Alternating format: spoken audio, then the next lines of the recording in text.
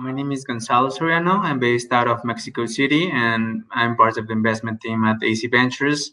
AC Ventures is a CVC fund sponsored by a Mexican company named Arque Continental. The company is the third largest Coca-Cola bottler and distributor around the world. We basically do early stage investment in startups with a strategic focus. We look for startups within the retail tech space, e-commerce, industry 4.0, logistics, distribution, last mile delivery, warehousing, fintech. Even we've seen a little bit of things in snacks, healthy food, and anything regarding plastics, water, recycling, and so on. We're pretty much geography agnostic, and we also act as limited partner in other VC funds. Great, thank you very much. How about you, Grant? If you can just keep less than a minute for intro, if that's okay. Sure, thanks. Happy to. Yeah, my name is Grant Newland. I run the largest angel syndicate down here in Austin, Texas, in the state of Texas. We also have office up in Chicago, Illinois. We are focused on pre-seed through Series A, investing in North America, South America, a lot of similar verticals as Gonzalo as well, food tech, very broadly food tech, brands as well as technologies and SaaS and everything in between. Consumer deals, IoT, Internet of Things. We love InsurTech as well. So my name is Renee, and I am a partner at a boutique venture capital firm in Silicon Valley called Mighty Capital. We invest in early stage growth companies, so companies who have a product and they've brought the product to market and it's showing some traction, primarily in the SaaS and some in the life sciences arena. My background is I'm a product of Silicon Valley, so most of my background has been working for and leading products for companies in Silicon Valley, mostly in the consumer electronics space. The last 20 years or so, I've been leading businesses for companies like Google and Logitech. So that's my background. Thank you very much. Dylan, if we can go ahead with you. Sure. Much less impressive than Renee. Well, I'm part of XBus, so we are a fund that has offices in San Francisco, LA, New York, and in the UK. We invest in pre-seed and seed stage companies. All of our partners are successful entrepreneurs themselves. We were started by Garrett Camp, who's the founder of Uber and StumbleUpon. And the rest of the team are successful operators themselves as well with other venture-backed companies. So our view is to invest in founders at the idea stage or the really early product stage. We're industry agnostic, sector agnostic, and hoping that the experience of our team can help move the needle a bit more than just the money can. Obviously, we still invest capital because you have to, but we hope that our value proposition lies in sort of the competencies of our support group as well as the investments that we make. Guys, it's nice to meet everybody, and thank you for everyone who's tuned in. I'm Indiana Gregg, the founder of WEDO, and WEDO is a solution for the online gig economy. I spent 20 years in the tech, creative and fintech industries, and one of the biggest things that people face today is being able to use technology to make their lives better. So one of the biggest problems we see is for people is access to marketplace, access to deliver their skills, to use their knowledge, and to run their business online and offline in a way that's frictionless and seamless to sides of life, both online and offline. So we're the world's first live streaming social networking marketplace and neobank. And so we're targeting the entrepreneur, the SME, the solopreneur, and the lowpreneur. And how we do that is basically we're allowing people to onboard their clients, live stream either service, and then giving them a full banking services. So debit card, you know, we're in 24 currencies on day one. We give them a debit account. They can reconcile their account 3 clicks, and they can live stream their product services. They can hold seminars or webinars, so you can be a mechanic, an electrician, a yoga instructor, and we want to be the home for the underserved, but also for consumers. So a lot of these low-hanging fruit in the vertical that we're going for, especially in the wellness, are coaches. So life coaches, mental health wellness coaches, yoga instructors. But there's also like a massive market of businesses who aren't on live that can still face services, like your electrician. The other day, my lights went out, for example. I would have loved to if I could just point in my camera and my electrician could show me what to do and I could pay him. So obviously for businesses, what's in it for them is they save time, they save money, they have a one-stop shop, they can onboard. 30 seconds left. And for consumers, it's stickiness for them, their time, and easily find a marketplace where they can take everything. So it's a $20 trillion market. We're going for the first 2, payments and money transfers, and later finance. These are our revenue forecasts, and this is our first, wellness is our first vertical. We are a tiered SaaS. Just to let you know, your time is up, but you can still continue, but it will just eat away in your question time. So yeah, we freemium wallet connections, like I said, a debit card and premium tools. This is just a snapshot of the competitive landscape. And yeah, our go-to-market, we're looking at 2.6 million, and we're focusing mainly on tech and marketing with that. And that's to build our product market fit. Here's some of our team. And that's it. Thank you.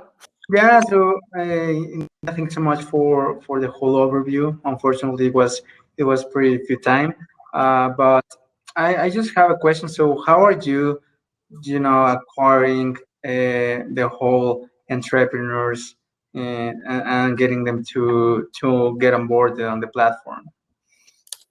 Well, in the first instance, online marketing, A/B testing to target, coaches, entrepreneurs through LinkedIn and targeting early adopters.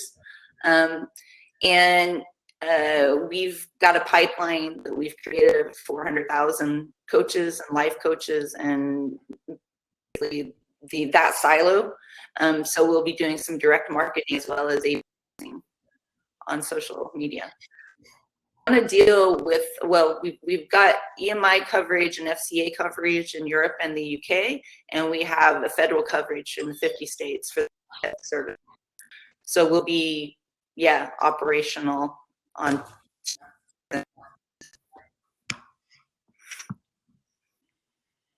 you guys have any other questions? Yeah, sure. I'll ask one. I guess maybe just the flip side of that question is then how are you planning to acquire customers on the consumer side of the business? So 2 different ways. We're going to do campaigns and PR to attract the consumer side, but likewise, the way, if you're familiar with applications like WhatsApp or applications, you probably heard about those applications when you knew. So the idea is a coach that has say several clients would bring their clients on, and then through that network, those clients could invite more people. We're in with programs and prizes and various campaigns in order to onboard network effect of those customers. Got it. Thanks. Yeah, so I mean, I guess the feedback in my end is I didn't really catch the business model. So how are you planning to generate revenue? You said freemium on the wallet, but I didn't really understand if on the marketplace side you were planning to generate any kind of revenue. So perhaps pay attention into that slide and that part of the pitch. Okay, yeah, we're a SaaS model, so it's a tiered SaaS. So basically, it's a la carte or a monthly fee, depending on their CDN usage of the video streaming services, and commissions on wallet transactions. Thank you very much, Indiana. That was a great pitch. Thank you, and thank you for the questions and the feedback from the judges. Yeah. So yeah, so I'll bring in Amantys now. He started with Multiorders. Hello, everyone. Hi, Amantys. Thank you for coming. So yeah, if you can just share your PowerPoint, and then we can begin. Ready. Hi, guys. So I'm Domas. I've been a serial e-commerce entrepreneur, and now I'm the CEO of Multiorders. Basically, we manage, automate, and grow e-commerce businesses. So to call in a single or a SaaS platform. So I'll have to run through the pitch. I started from the back. So yeah, the problem where e-commerce SMBs face is that they manage each channel separately and are unable to scale efficiently. They waste too much time on processes that can be streamlined and automated through software. Human resources are very expensive in these businesses and kill their profitability margins. And there's a very big lack of interconnectivity between their back office processes. A solution with Multiorders is simple. You connect all your back office channels into a single platform that helps you fulfill orders 10 times faster. Your data is synchronized across all those channels, and there's a various package of useful features such as listing products, shipping orders, syncing inventory, and resupplying in just a few clicks. Our value proposition, as I mentioned, is to operate 10 times faster. That helps all of the points mentioned previously. E-commerce market, as we all know, is huge, and it's not going anywhere. With COVID times, it's only going to increase, and retail businesses are going to adapt into e-commerce market. Our customer ICPs are businesses that do over 100K euros in yearly turnover, do at least 100 daily orders, and sell on at least 2 sales channels. Our mission is to help those businesses to spend way less time managing their back office operations. And our vision is to become a single e-commerce operations management platform that sellers will ever need to fully automate their order fulfillment and inventory control. This is a showcase of how our product works. We basically sync in all sales channels. We then pass along the appropriate order information to a necessary warehouse, where we also print the shipping label automatically. Once the order is shipped, we sync inventory across all those sales channels. And as well, once new items arrive within the warehouse, we can list those items channels as well. Our product looks like this. This is a dashboard where we can see all the useful analytics for a single channel or for all of them. Our order dashboard, where you can ship the order, assign team members, manage your Amazon MCF, FBA, and various other things. Our sophisticated part of the product is our inventory, that once an item gets sold on Amazon, it gets reflected on every other sales channel. The data we sync as an app helps out to do the data-driven decisions about demand and supply, basically. We can also tell our customers which products to sell and which products sell when the best. So our go-to-market is pretty easy. Our customers can be e-commerce sellers of all sizes. We aim for high growth brands because those are the ones that have a big chaos in their back office. We do that with automation, synchronization, aggregation. We're starting with EU and North America. However, we'll expand into other continents as well. And of course, we're doing this right now. Our revenue model is a SaaS B2B model. We charge customers depending on the size of their business. We also have some add-on features that you can add to the plan as well. To this day, we have had over 300K in gross revenue. Our churn rate has fallen below 5%. Today, we have 23K in MRR and over 275 users. Our competitor landscape is is management suites for example, ShipStation is for shipping management, Sellbrite is for listing and order management, TradeGecko is for inventory management. We want to cover all these areas. So that's time up. You can still continue, but it will just eat away in your feedback time.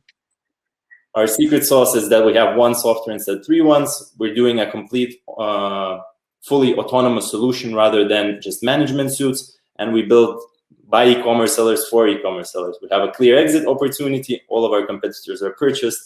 Our team consists of 10 employees and 3 founders. And our ask is pretty simple: 700,000 euro seed round, which will give us a runway of 18 months and a goal of over 100K MRR. Thanks for listening. Happy to take any questions. Very efficient pitch. It was great. I think I mean, 2 questions. If you're doing 200K ARR, why are you only raising 700K? So basically, as we are a startup from Lithuania and UK, we have a subsidiary in UK, but our headquarters kind of are from Lithuania. We are much more efficient with the capital. So there's not much necessity to raise more. Our goal is to achieve a Series A. So place ourselves somewhere in between 100 to 150K MRR. And that's how much we need in order to do that. I mean, that makes sense. And the breakdown of your clients, are they Lithuanian e-commerce brands, or are they global? No, global. We about 40% UK, 30% US, and 30% scattered all across. And I don't want to hijack the questions here, but my last 2 would just be about how you go about acquiring them, because obviously it is quite a decentralized industry. And the one piece I missed was like, have you been able to quantify the cost savings or the top line growth that you bring your clients from an ROI perspective? Yes, I have that done myself with my personal businesses. However, I do not own them at the moment anymore, but our customers do give us the kind of review from that perspective that we can do what we kind of propose in value. I missed on the first part of the question. Just how you go about acquiring customers. Oh, yes. So at the moment, we do that by SEO, software directories, app stores. Majority of these shopping carts or whatnot now have app stores and open APIs where you kind of can place yourself. In the future, we'll definitely use more channels. But today, we kind of have over 600 signups a month. And it's more about converting them rather than, imploding the sign-up counts.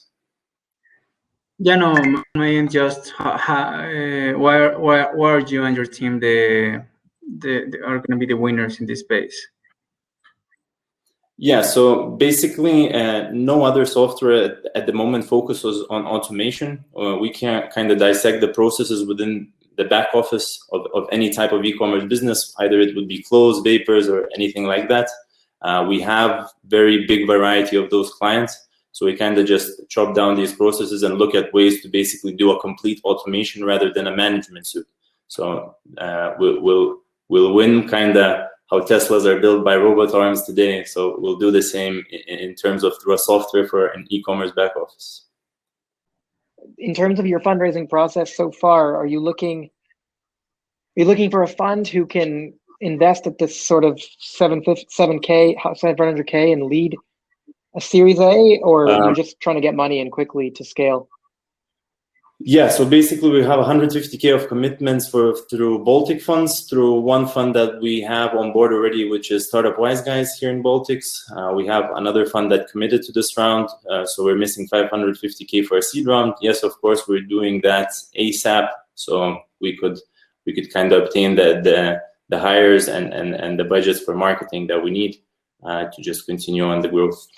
Yeah, I would recommend using the UK entity or setting up a Delaware C Corp, because a lot of funds in the UK that have, tax incentives for investing through a UK entity.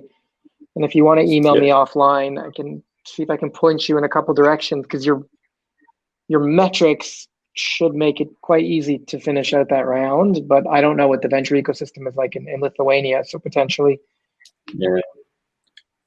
Understandable. Thanks, by the way. We'll definitely reach out, and we do have a UK answer. Okay, that's time up. Thank you very much, Amantys. It was a great pitch, and thank you very much for the feedback and questions from the judges. So if I'll just mute you, and I'll bring Slavis on.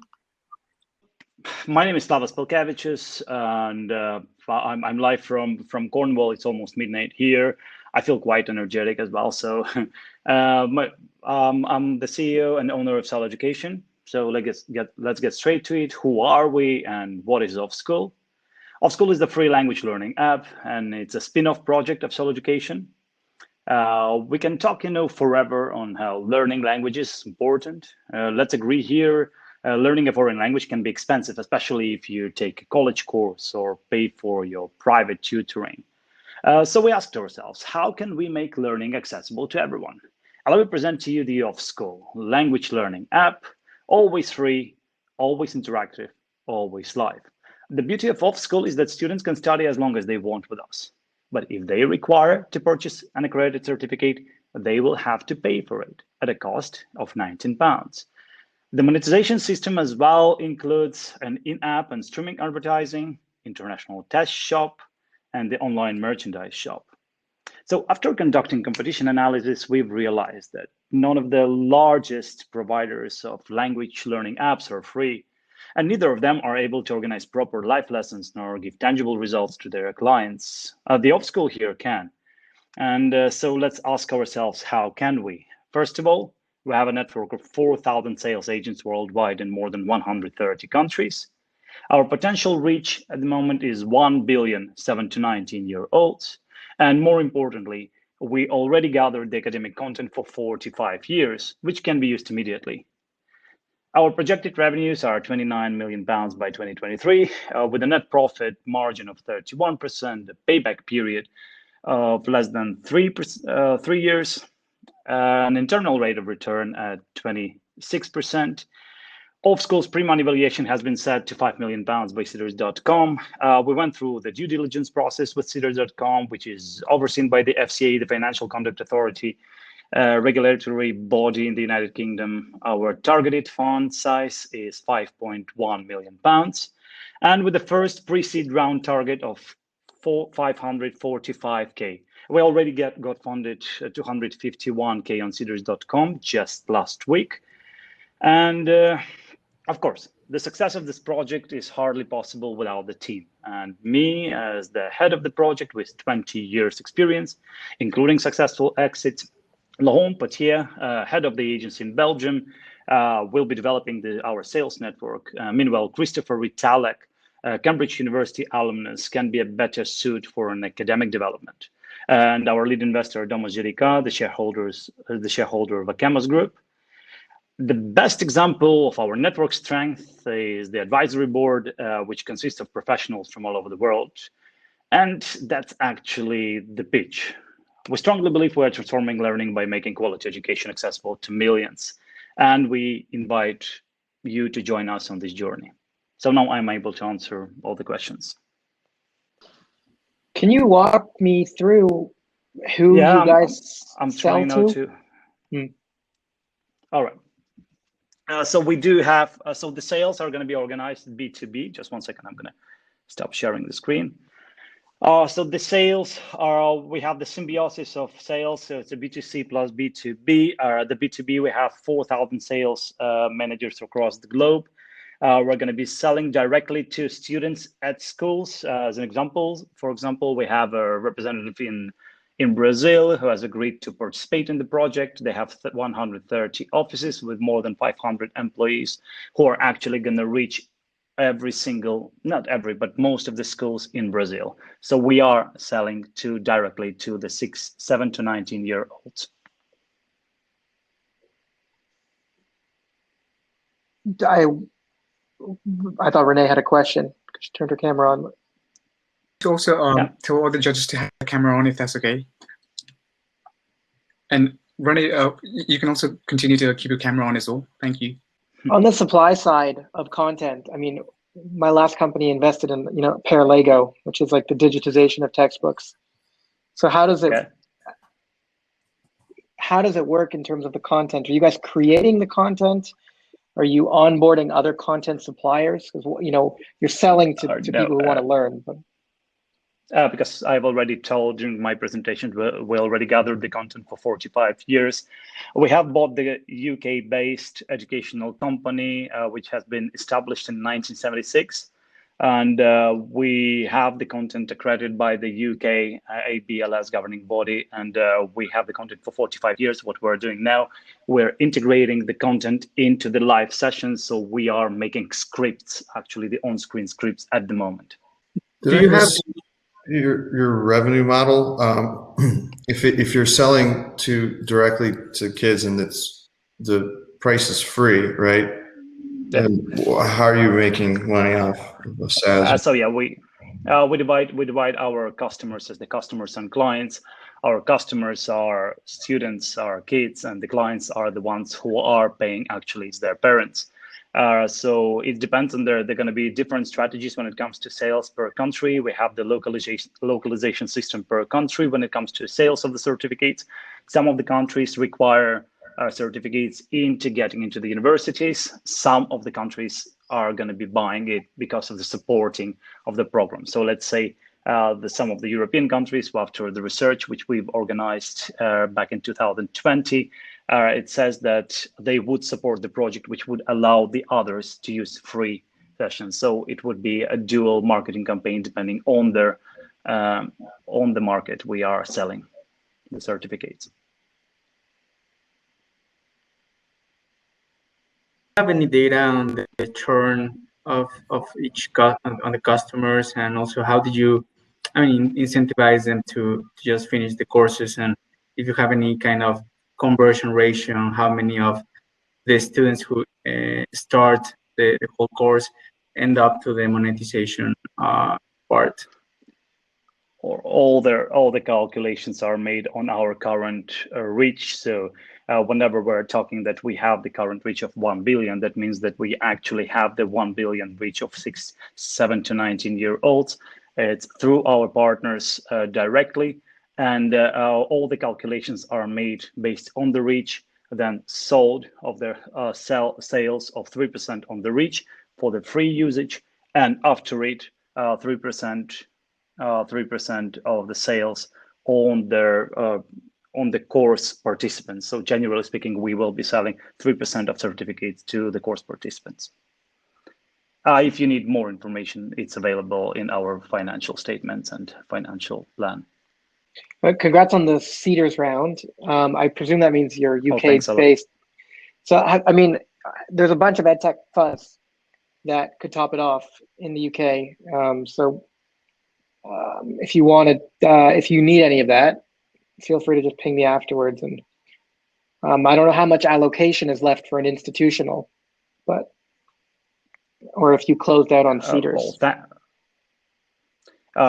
Thanks, Dylan. Seeders is only one part of our pre-seed, of our seed round at the moment. So we do the whole targeted fund size is 5.1 million, and we are actually interested in everything, starting with the partnership and finalizing with the funds, etc., etc. So I would reach out and just talk if you have any ideas, etc. Thank you very much, Dylan. Oh, thank you very much, Slavis, for your pitch. It was a great pitch. Thank you very much for the feedback and the questions. Oh, thank you very much. Yeah. Thank you. Okay, have a lovely day, everyone. Bye. So I'm going to bring in Michael from his startup is Amantys Limited. Okay, so we are Amantys, and we are a cloud software as a service platform.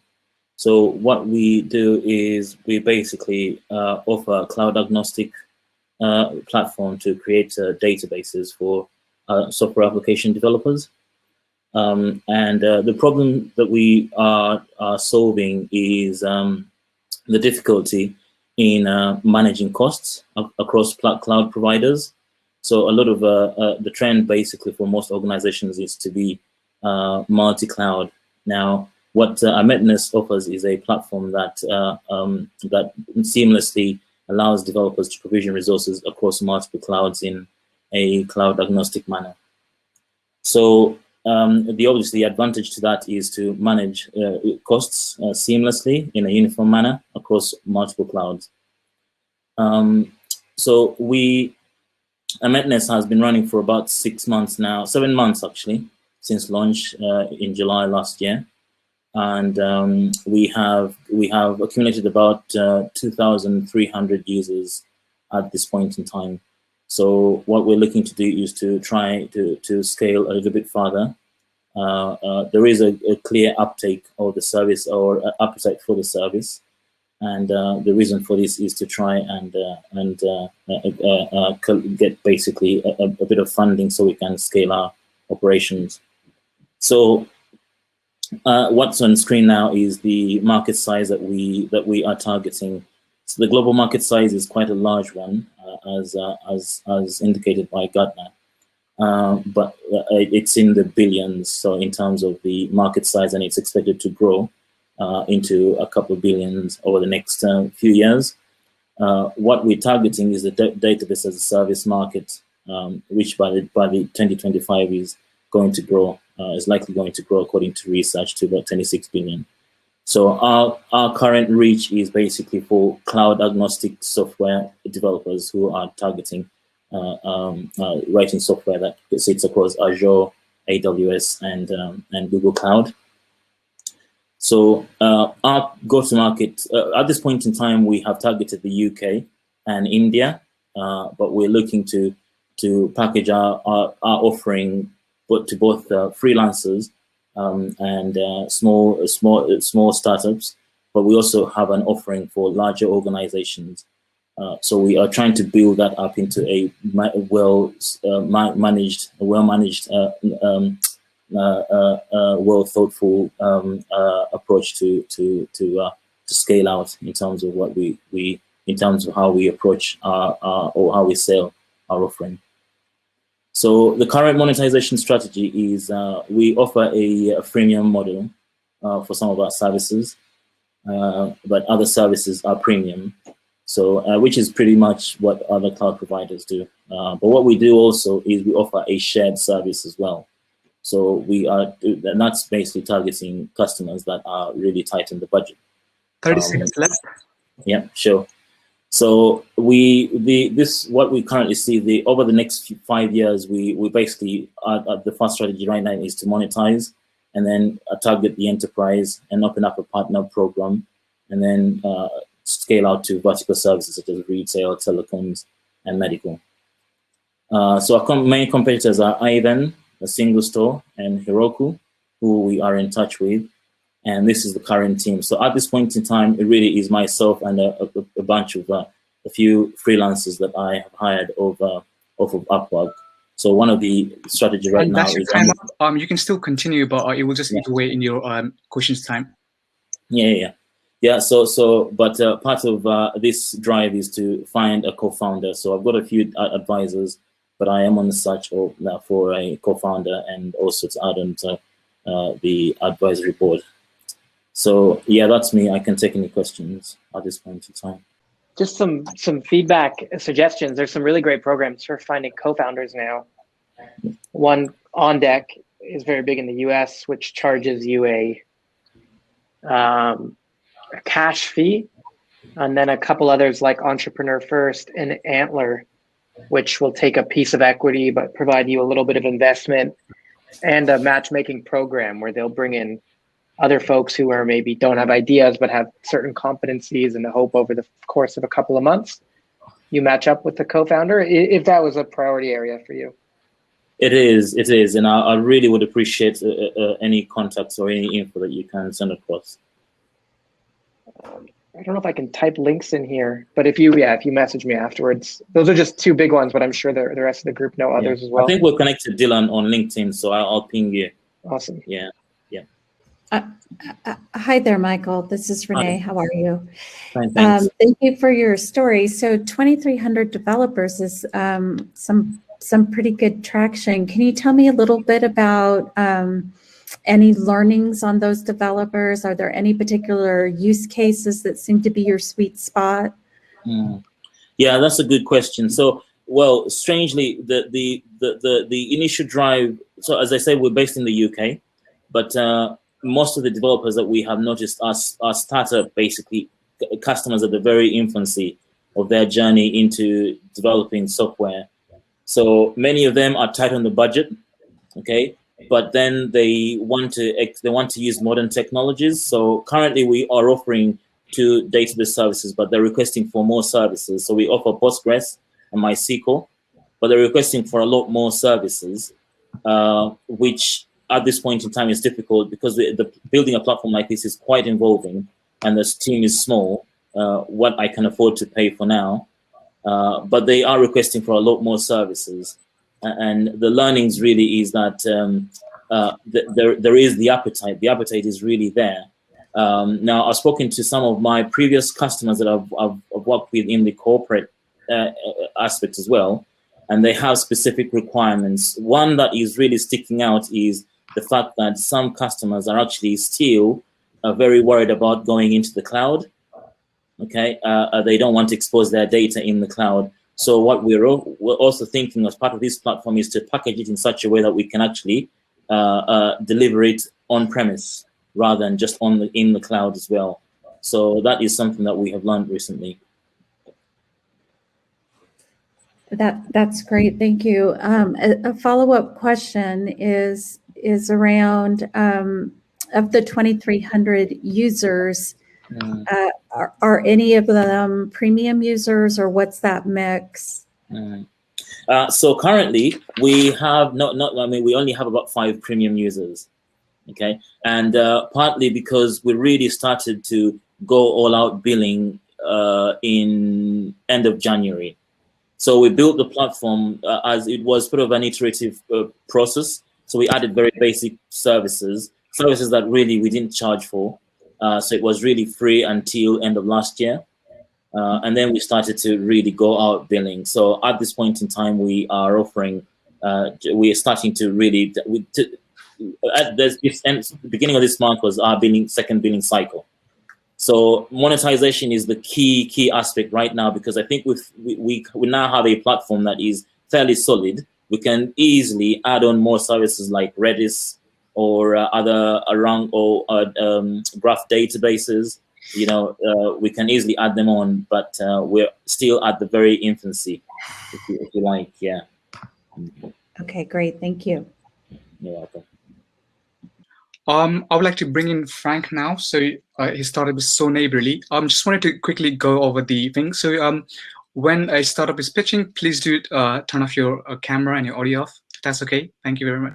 So yeah, so this is a pretty straightforward startup.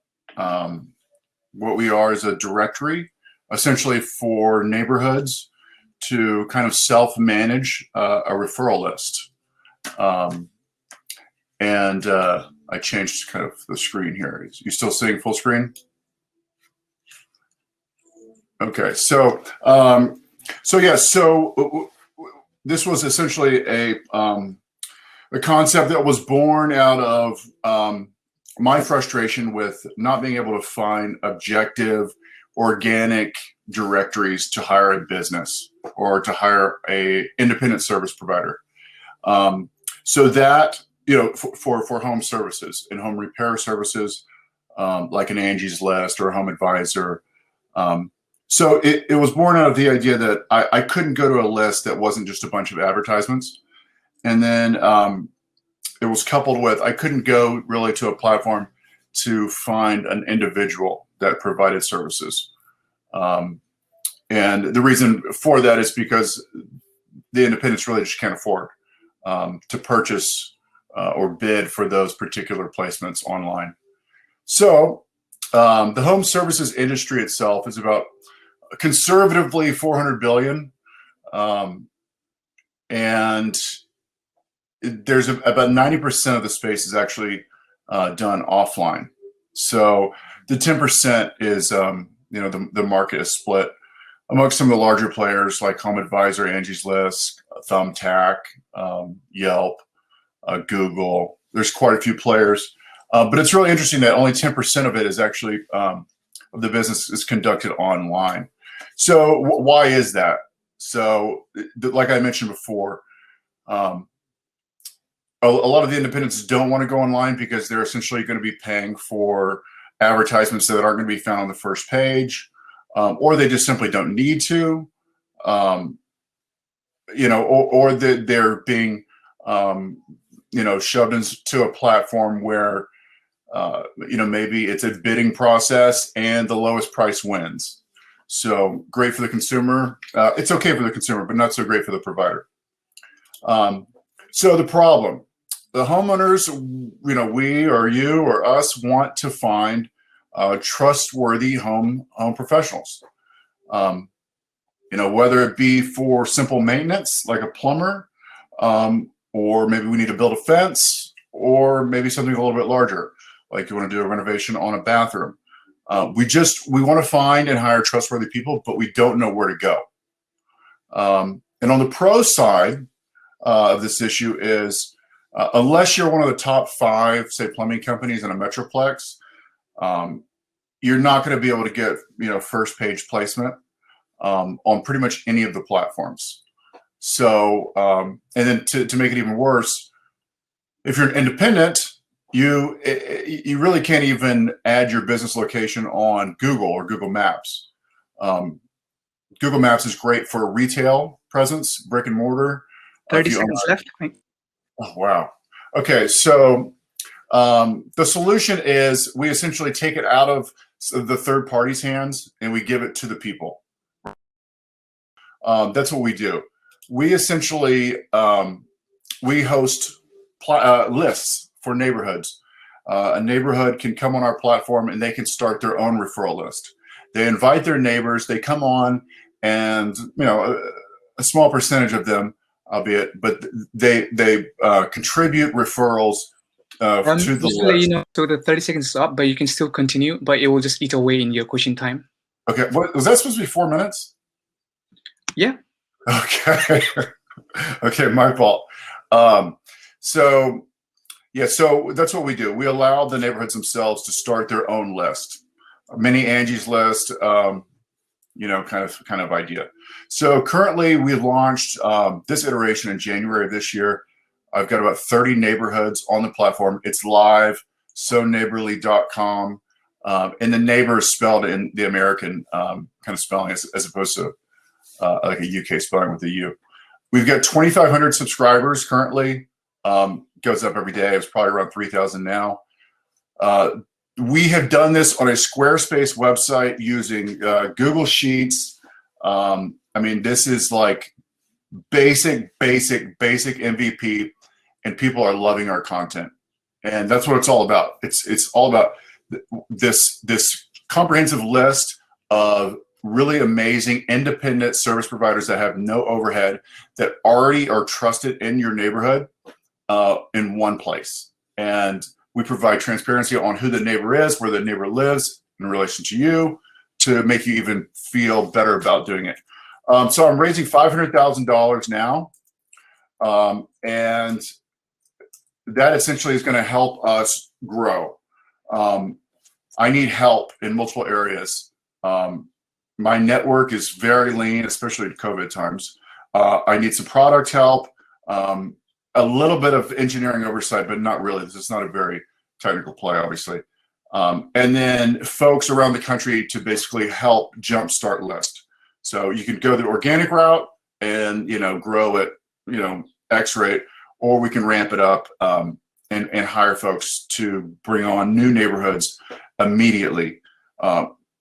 Every new neighborhood that we bring on, it's about 1,000 visitors immediately, and about 100 subscribers, and then it slows down a little bit, but it's been incredible. And thank you for listening. I apologize for mismanaging my presentation time. Hi, Frank. Can you walk me through how you make money? Yeah, so Renee, we haven't monetized it yet. So what we have planned out is a few different ways. One, we can provide premium services to the professionals themselves. But some of the more interesting things that I think about are offering, say, in-house home repair financing, offering insurance group policies. Of course, we can provide paid listings to service providers that aren't, say, a handyman, say perhaps a realtor or a loan officer. Some, they're related, but it's not our core list. But we have not proven that yet. Okay, and I just want to make sure I understand. So you do or do not consider yourself a competitor to like an Angie's List or?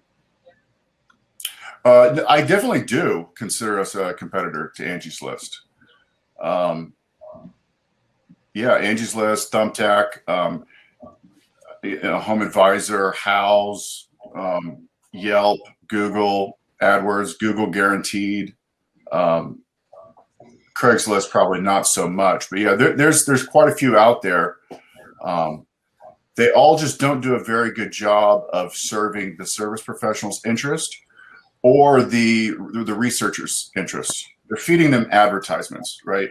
So their number one criteria is not to give you a great result or to match you with a great result, right? They're biased. So. Okay, thank you. Yeah. Hey, Frank, how does your, so you mentioned the referral,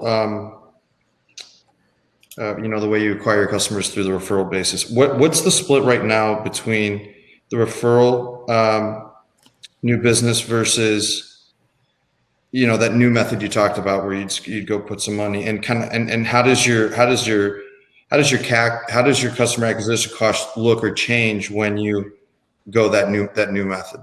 Yes. So right now the organic route where so I'm in Los Angeles. Well, let me just back up. So currently almost all of the neighborhoods are originated from an online group. Ours, the most of the time it's been through Nextdoor. But Facebook groups is also an area. So essentially we can come in and an individual will inquire about the demand. Does anybody want a list of all, some home repair referrals? And that's kind of how we build it up from there. And then we jumpstart the list with 20 recent referrals on that platform. And then essentially it just grows organically from there. Cut you off there now. Okay, sure. Thank you very much. Thank you very much for the great pitch. Yes. And thank you very much from the judges as well. So I'll be bringing Beray next.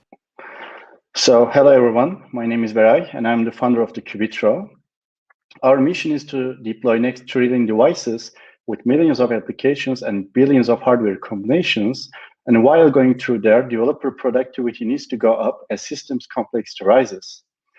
The whole development process is an absolute pain, and there are two core problems, which is lack of experienced human resources and technical difficulties while building IoT solutions. And the whole process is expensive and repetitive. The major stakeholder is cloud services and developers, whether you are working with agencies or hiring internal developers. So Qubitro replaces cloud services and the cloud developers for teams, startups, and enterprise, which are developing IoT solutions. And any network-capable device can be connected to Qubitro directly or through third-party no-code integrations that we already offer. Qubitro portal combines core actions in a single user interface for IT managers and developers for real-time data monitoring, integrations, and other core actions with no code.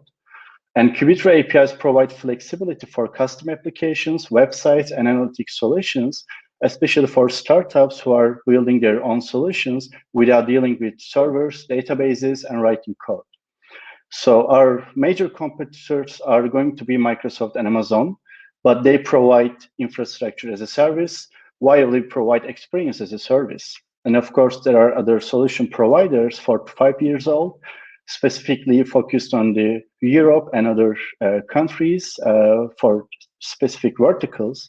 And while we cover what they offer, we also offer many features different than them. So Qubitro runs independently on the best infrastructure. We are not dependent on Microsoft or other cloud services. We do geolocation-based routing for global applications, and we are 100% customizable, and we integrate with all major cloud providers, and we are the least code-required platform for IoT business. And our business model is pay as you connect. We charge per device, per hour, and we sum them at the end of the month. So it's free to start, and we can scale up to thousands of devices in real time. We already partnered with the great companies for co-sell, co-marketing, integrations, and mentoring. And we are experienced in different verticals, from business development to operating system development for hardware, infrastructure, and I built my first project at Microsoft 6 years ago. We just announced public beta 4 months ago, reached out 500 developers from 10 different countries, and more than 20 million device data flew through Qubitro with less than 1K monthly expense and no investment. So we work in-house. We already announced our software as a service platform, APIs and device libraries, and data warehouse integrations, and our own device operating system and DevOps solution is on its way.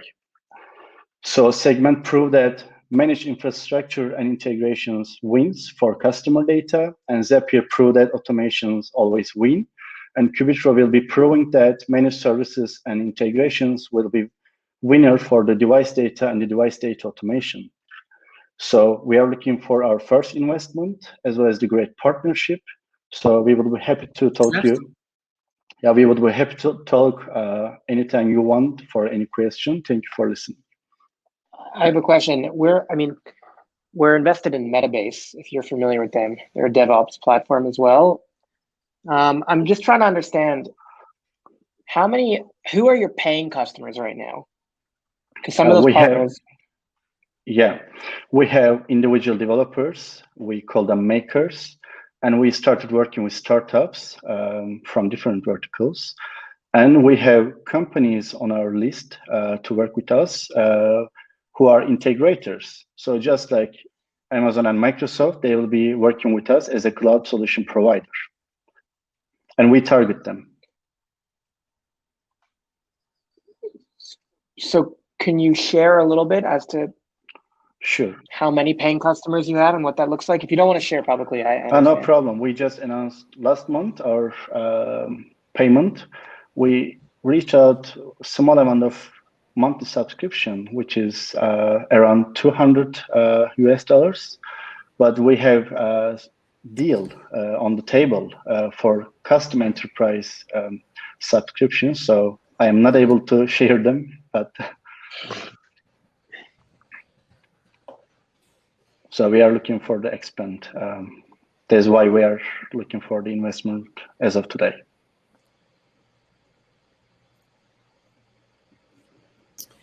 Your initial customers turn into paying customer? Well, we reached out 500.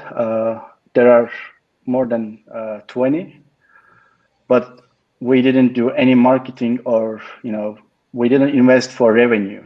We just proved the product works well, and we targeted partnership rather than the revenue. So that's why we need investment to expand our account managers, technical salespeople. We need investment not for the technical people. So we will be targeting revenue starting next month. And can you show us who are the technical team? So who's building the infrastructure here? Sure. We have dedicated DevOps engineer, and we have dedicated hardware developer for documentation and the device libraries, as well as the device operating system. And I designed the entire infrastructure at the beginning of the this journey. And we also have dedicated backend developers. So it's about us right now. Can you explain more details around the infrastructure? What is it built on? If it's, Sure. What is it built on? Sure, we run on XCINEX, the largest data center provider on different geolocations. And we have multiple types databases for device data and the customer data. And we are using different solutions like microservices, monolith REST APIs, queue systems all together, and our users don't need to know them. So, and of course, there's a typical web applications. And do you have a particular geographic footprint? About devices, or to be more specific? Just in terms of service availability, where do you Okay. sell? Yeah. Yeah, we started in US, and last month we added a server in the Europe, and we become partner with XCINEX Metal team. So we will be also expanding servers, depending on the need. So we can easily scale up, no problem. Yeah, well, you mentioned 10 countries. And so how are you servicing the 10 countries? Yeah, the latency is not affected. Some of them are close to US, some of them are close to Europe. So latency is not a problem right now. Okay. So this is how we can handle. Okay, thank you. Sure. Seconds more left. If you have maybe any quick feedback for him, that would be appreciated. Yeah, probably my only feedback for you is I would really spend some time in your pitch to make it clear the monetization strategy on where you are in your journey. Mm-hmm. It was a teeny bit fuzzy. Clearer now that we asked some questions, but clearly investors want to know how you're going to make money. Sure. Thank you. Mm-hmm. Just on the other hand, just how much are you looking to raise? We are looking for 500K as a starting point, but we are open to joining accelerators and other safe options. So it all depends. Where are you incorporated, Beret? In Delaware as Delaware. a C corp. Okay. Yeah. Thank you. And thank you very much. Thank you for the pitch, Beret. That was a great pitch, and thank you for the feedback and the questions from the judges too. Thank you as well. So yeah, so this is the startup WEERE by Ryan Husk. Unfortunately, he won't be here, so I'll just go ahead with the sharing the screen. And if that's okay, if you can just give live feedback as we are just walking through.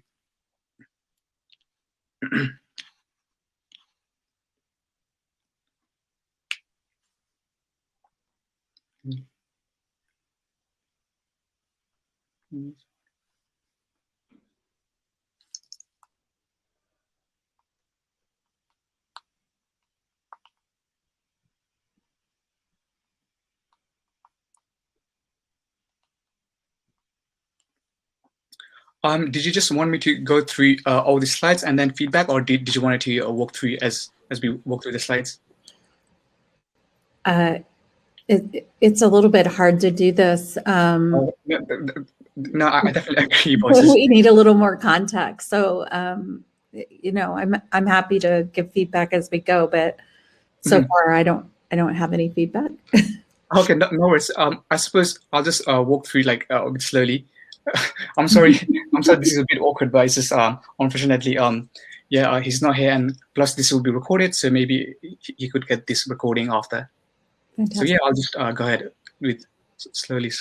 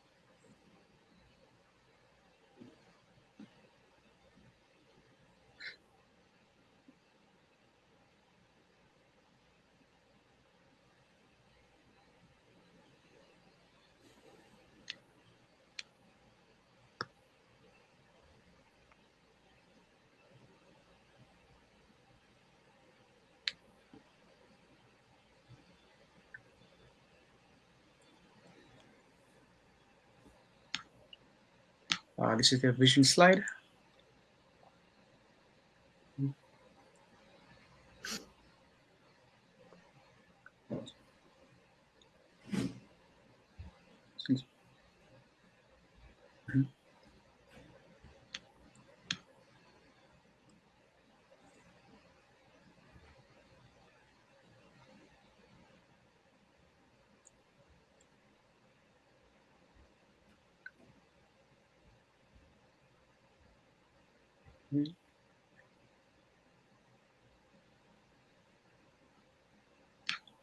This is a strategic slide.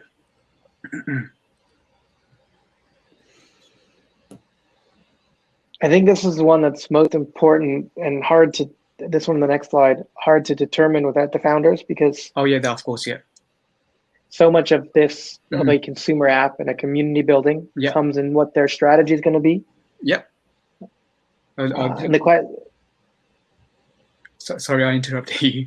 Please go ahead. No, finish. You go.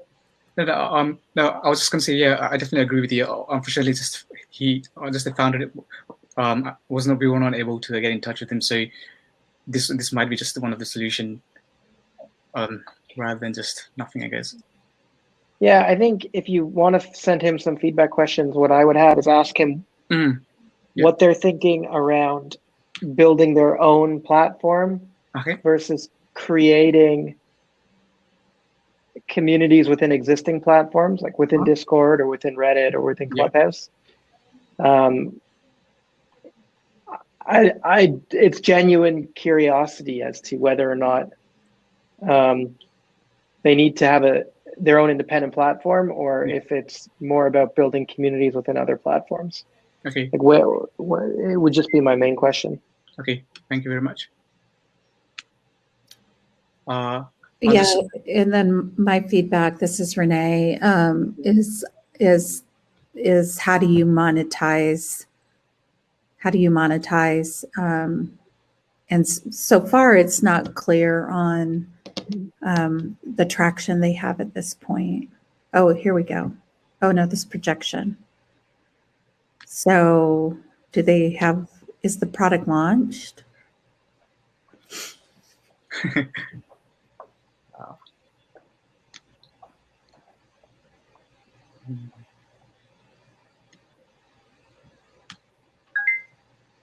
Okay, thank you very much for the feedback. Is there maybe any other feedback from the other judges or any questions you're curious about? I'm sorry, go ahead. No, yeah, that was pretty much it for me.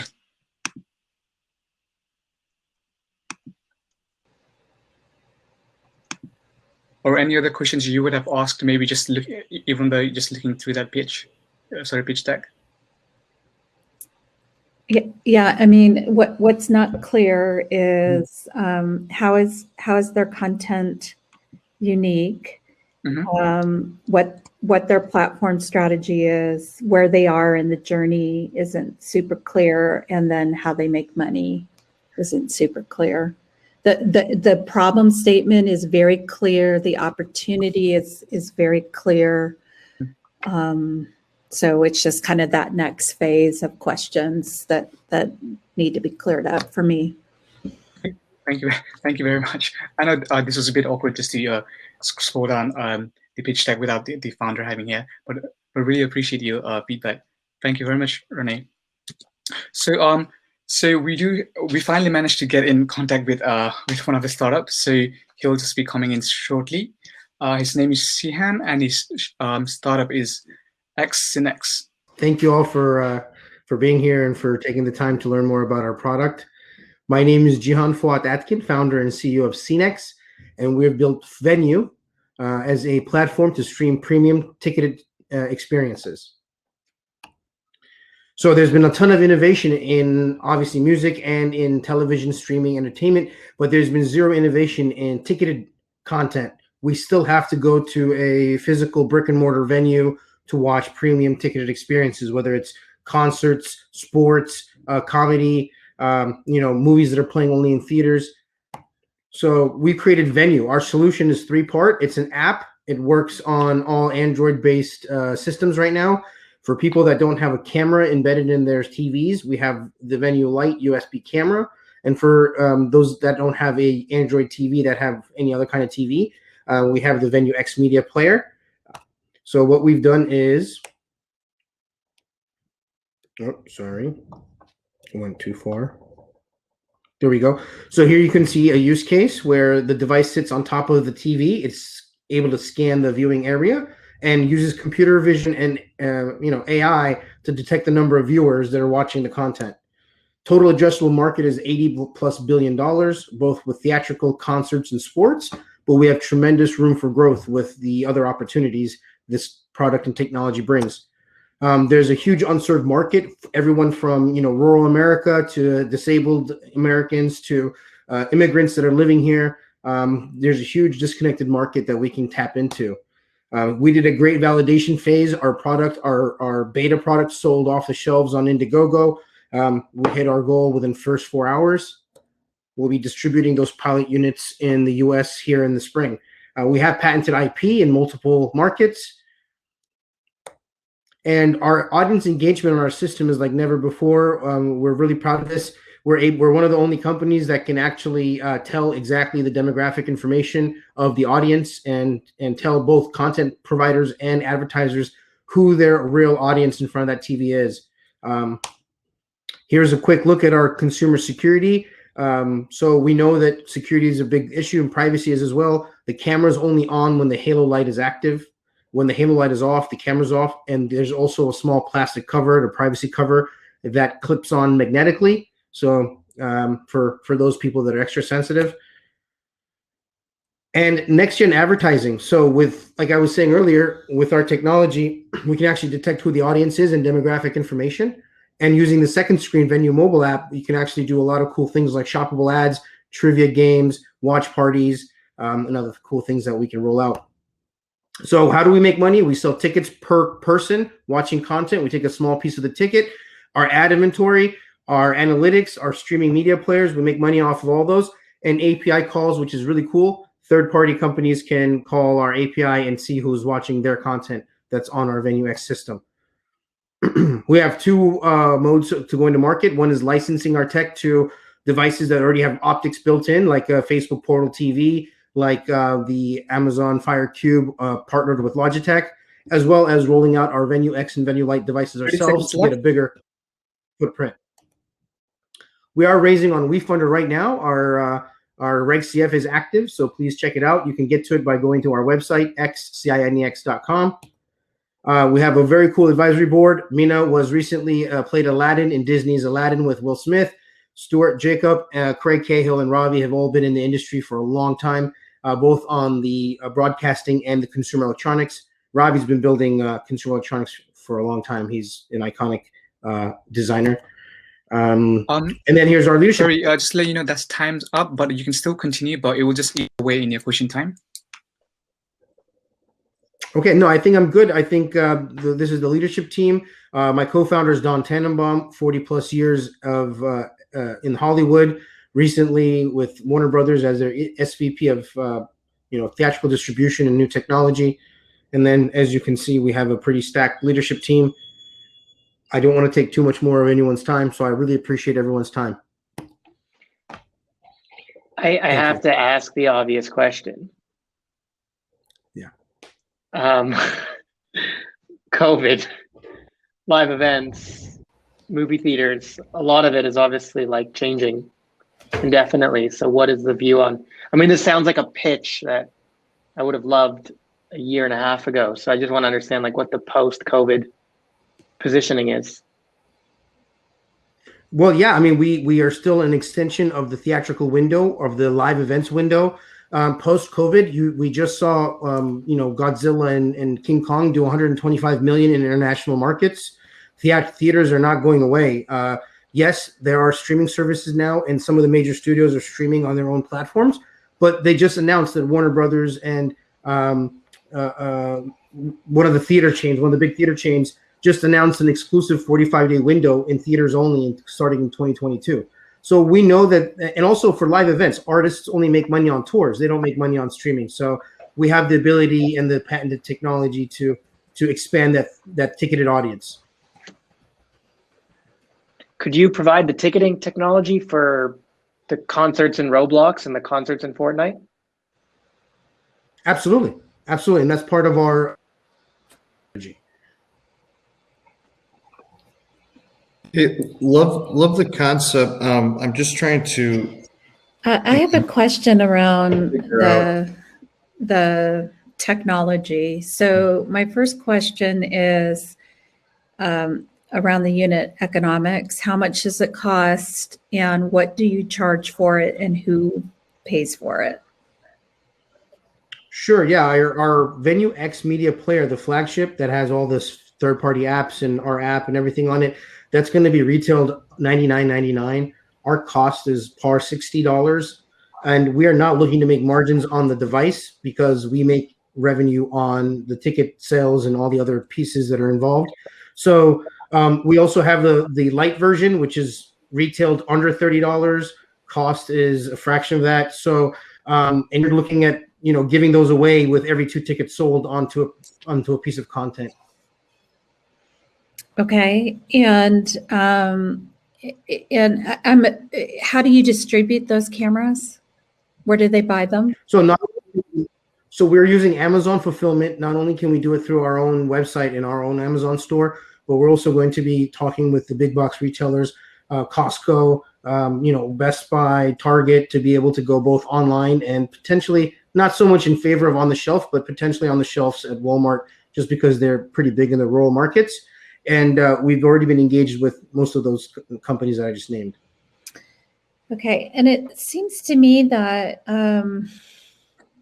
from a hardware software perspective, that privacy may be concerned. Can you speak to consumer privacy? I heard your story about the physical privacy, but even the non-physical privacy, the fact that you're selling the user data, walk me through that.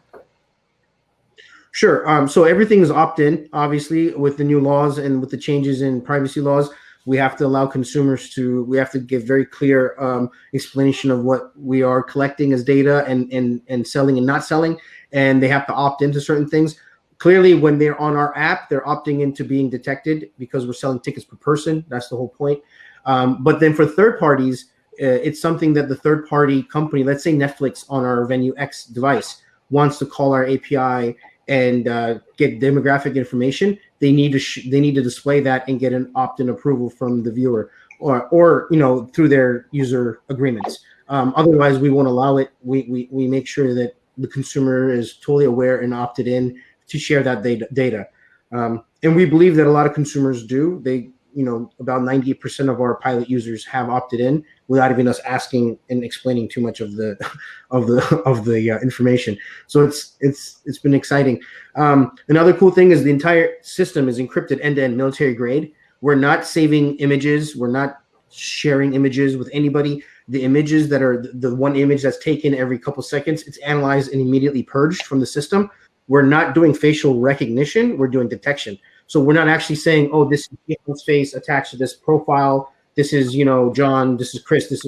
We're just saying there's 3 adults between the ages of X, Y, probability of gender, probability of ethnicity, all probability based. And that's how we make sure that it's not intrusive on your privacy. Thank you very much, Sihan. And that's time's up. Thank you very much for pitching. Yeah. And thank you for all the judges. So Sihan is the last startup. So to wrap it up, obviously, thank you very much for being patient throughout this night. I know there's been tech issues trying to find startups, but thank you very much. So thank you to all the great stars pitching, of course, and big thank you to our judges. Thank you very much. And of course, thank you for the attendees for joining us as well. Just to mention, we also have 2 more panels left. If you are free, do join the panels, but we also have networking event. You'll be able to see networking on the left side. And just a request to the judges. I know I know it's been over the time, but founders would really love if you could join in the networking session, because they're always looking for business to network with. So yeah, thank you very much for joining us. Absolutely. Thank you. It's a pleasure. Thanks for having us. No, of course. Thank you very much for being patient. Thank you.